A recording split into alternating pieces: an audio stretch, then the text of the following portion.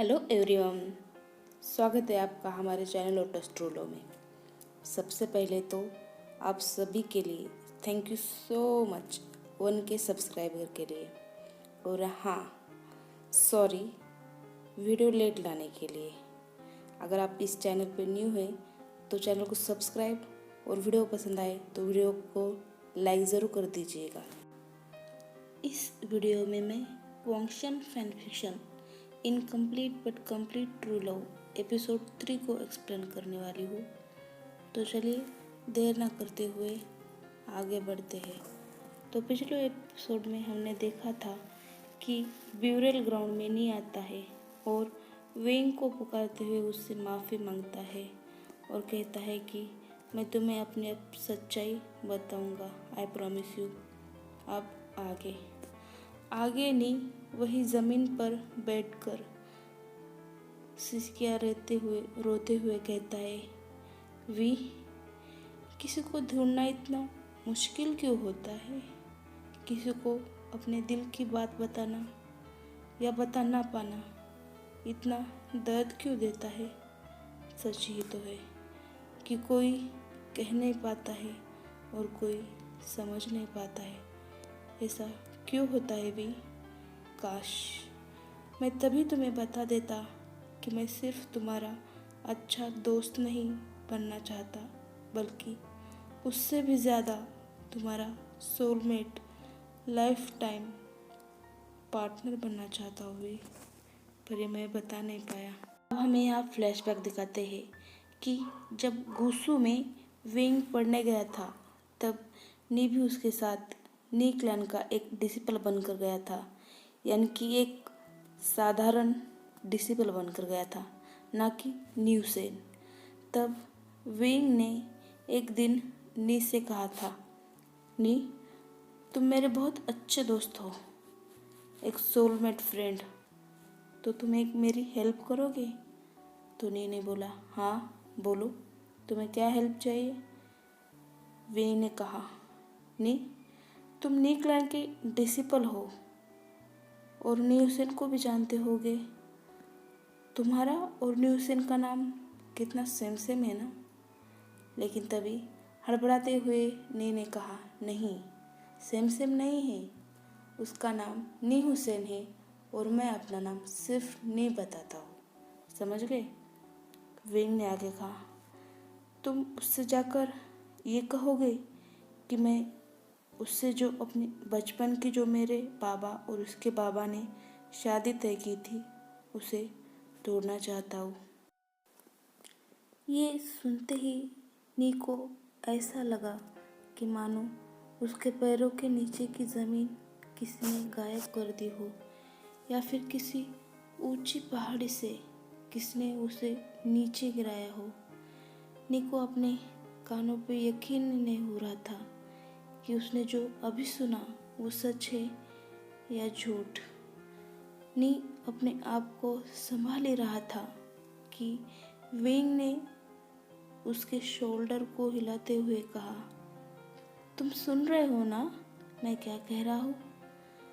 तब नी ने गुस्से में जोर से चिल्लाते हुए कहा, क्यों? आखिर क्यों तोड़ना चाहते हो? बताओ, जवाब दो। ये सुनकर विंग थोड़ी शॉक में हो गया था, क्योंकि आज से पहले उसने नी को इतने गुस्से में और चिल्लाते हुए नहीं देखा था। नी ने कहा, बताओ क्या वजह है मुझे? क्या तुम? वो बस इतना ही कह पाता और आगे विंग ने कहा, हाँ, तुम जो सोच रहे हो यही वजह है। मैं किसी और को प्यार। विंग ने अपनी बात आगे बताता इससे पहले नी ने कहा, स्टॉप, मैं नहीं जानना चाहता तुम्हारी वजह क्या है उससे शादी तोड़ने की, पर तुम्हारी बात मैं उससे जाकर कहूँगा। ये कहते हुए नी वहाँ से चला गया। तब से विंग और नी दोनों एक दूसरे से कभी भी नहीं मिले। तब से लेकर अब तक नी विंग को ना ही मिलने गया था और ना ही बात की थी। फ्रेंड्स, यह फ्लैशबैक ख़त्म होता है। नी अपने ख्यालों में डूबा ही था, अपने विचारों में खोया ही था कि तभी वहाँ लानवांगजी आता है, जिसे देखकर नींग का गुस्सा 7वें आसमान पर चढ़ गया था।